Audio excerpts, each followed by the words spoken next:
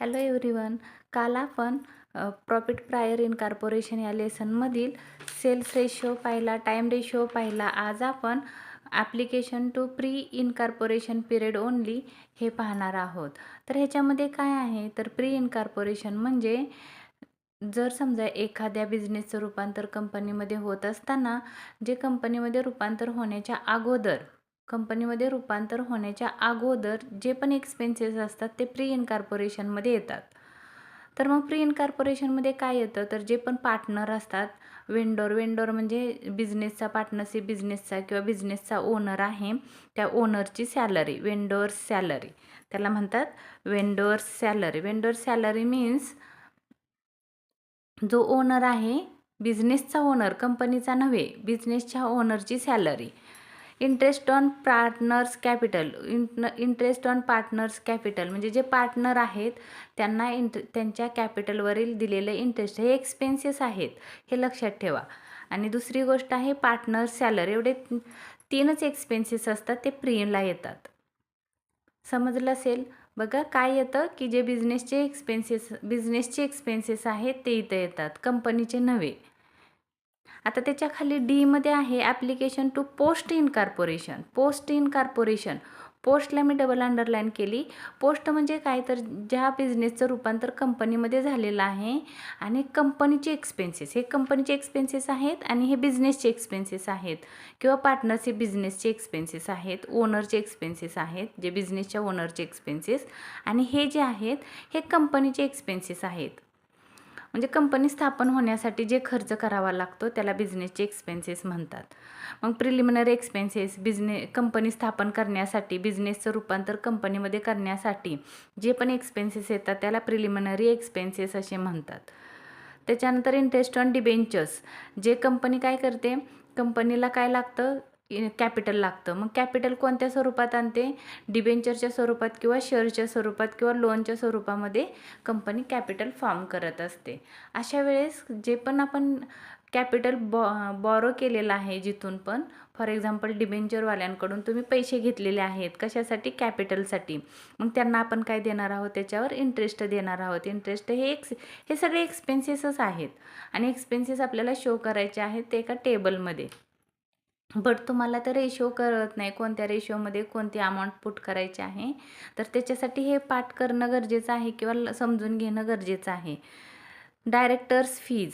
Director कुठं असतात, कंपनीमध्ये असतात का बिझनेसमध्ये असतात, तर बिझनेसमध्ये डायरेक्टर नसतो, तर कंपनीमध्ये डायरेक्टर असतात. डायरेक्टरची फीज दिली तर ते एक्सपेन्सेस इनकॉर्पोरेशनला शो करायचे आहेत. Formation expenses. फॉर्मेशन म्हणजे कंपनी स्थापन करण्यासाठी आलेला खर्च, तो कुठं येईल, पोस्ट इनकॉर्पोरेशनच्या कॉलममध्ये येईल.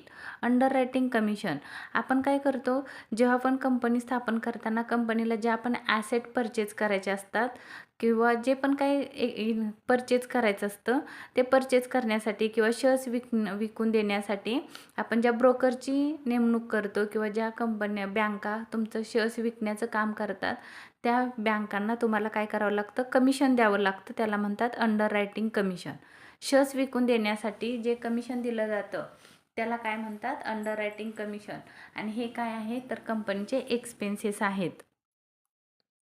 Discount on issue of shares and debentures. Shares आणि डिबेंचर्स इश्यू करताना जर समजा तुम्ही डिस्काउंट दिला, म्हणजे काय, तर तुम्ही 100 रुपयेचा शेअर्स, 100 रुपीजचा शेअर्स 90 रुपीजला सेल केला, तर मग काय झालं, 10 रुपीजचा तुमचा लॉस झाला. तुम्ही काय दिलं, डिस्काउंट दिला. Discount is an expenses or losses. तर ते लॉसमध्ये येतं म्हणून तो, किंवा एक्सपेन्सेसमध्ये येतं म्हणून त्याला discount on issue of shares and debentures असं नाव दिलेलं आहे.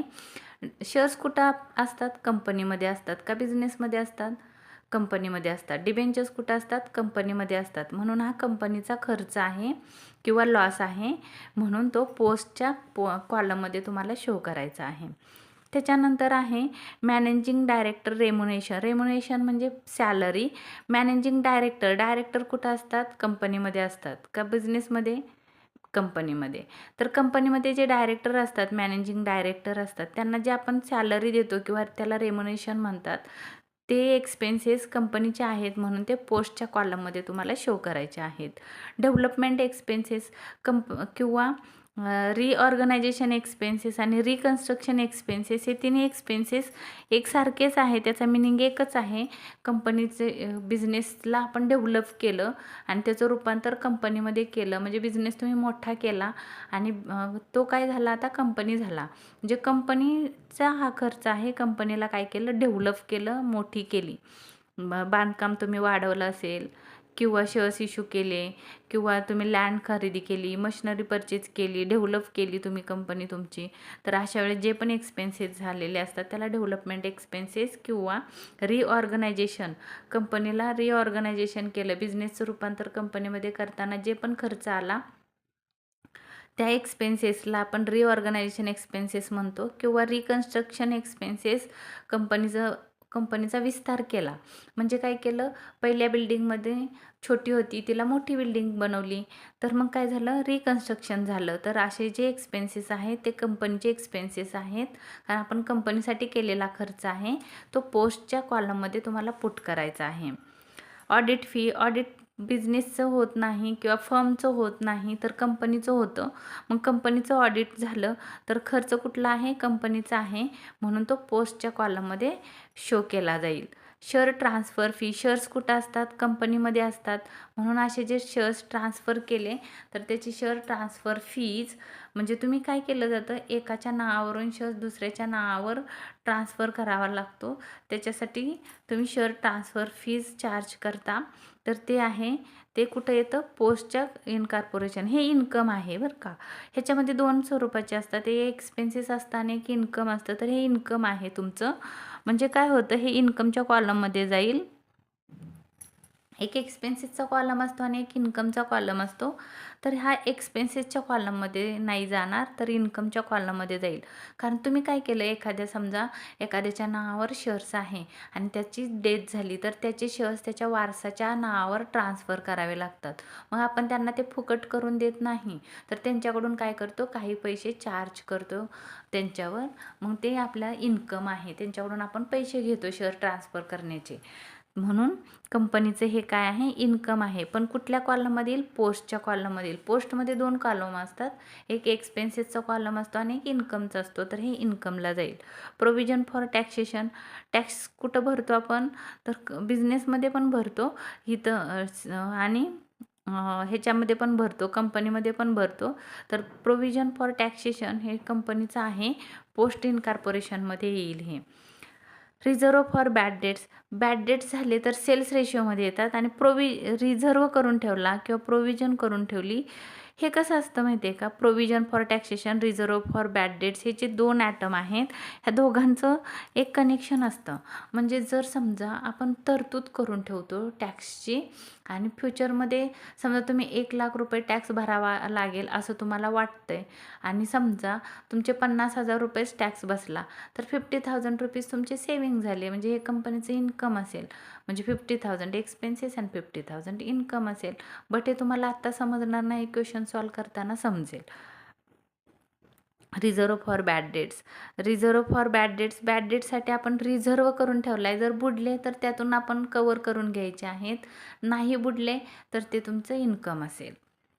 डिव्हिडंड ऑन शेअर्स, शेअर्सवर तुम्ही डिव्हिडंड दिला, डिव्हिडंड मीन्स इंटरेस्ट दिला, तर हा एक्सपेन्सेस आहे, पोस्टच्या कॉलममध्ये येईल. कारण तुम्ही शेअर्स कुठं असतात, कंपनीमध्ये असतात. हे सगळे कंपनीचे एक्सपेन्सेस आणि इन्कम आहे. डायरेक्टर्स ट्रॅव्हलिंग, डायरेक्टर असतात ते मीटिंगच्या निमित्तानं कंपनीमध्ये एका ठिकाणाहून दुसऱ्या ठिकाणी, एका देशातून दुसऱ्या देशामध्ये, एका शहरातून दुसऱ्या शहरामध्ये ट्रॅव्हल करतात. ते मग स्वतःच्या पैशाने ट्रॅव्हल करत नाही, तर ते कंपनीच्या पैशाने ट्रॅव्हल करतात. म्हणून हा कंपनीचा एक्सपेन्सेस आहे, म्हणून तो पोस्टला शो होईल. गुडविल रिटर्न ऑफ, आता हा गुडविल जर तुमची कमी झाली, गुडविलची व्हॅल्यू कमी झाली, नावलौकिक तुमचा कमी झाला, तर हा लॉस आहे तुमचा. म्हणून हा गुडविल कुठं असतं, तर कंपनीमध्ये असतं, म्हणून ते पोस्टच्या कॉलममध्ये येईल. इन्कम टॅक्स, इन्कम टॅक्स तुम्ही पे केला तर तुमच्या पोस्टच्या कॉलममध्ये येईल. ब्रोकरेज ऑन शेअर्स, शेअर्सवर ब्रोकरेज दिला असेल, म्हणजे शेअर्स विकण्यासाठी जे शेअरचे ब्रोकर असतात, ब्रोकरला तुम्ही ब्रोकरेज दिलं. तुम्हाला शेअर्स माहिती आहे, तुम्ही SP मध्ये शिकलेला आहात, 12 स्टँडर्डमध्ये. तर ब्रोकरेज म्हणजे काय, तर शेअर्स इश्यू करताना जे ब्रोकरला दिलेलं कमिशन हे तुमचे एक्सपेन्सेस आहेत. त्याच्यानंतर shares issue expenses, shares issue करताना विकताना आलेला खर्च त्याला म्हणतात शेअर्स इश्यू. शेअर्स डिबेंचर्स हे कंपनीमध्ये असतात, त्याच्यावरचं इंटरेस्ट असेल, डिव्हिडंड असेल तर तो कुठे येतो, ब्रोकरेज असेल तर ते पोस्टच्या कॉलममध्ये तुम्हाला शो करायचं आहे. आज आपल्या इथं सगळे बेसिक जे इनकॉर्पोरेशन पिरियडला काय येतं, पोस्टला काय येतं, सेल्स टाईम रेशोमध्ये काय येतं, सेल्स रेशोमध्ये काय येतं, हे आपण बेसिक कन्सेप्ट तिथं आज क्लिअर झालेले आहेत. उद्यापासून मी तुम्हाला क्वेश्चन शिकवायला सुरुवात करणार आहे. नेक्स्ट व्हिडिओमध्ये आपण फर्स्ट क्वेश्चन स्टार्ट करूया. धन्यवाद.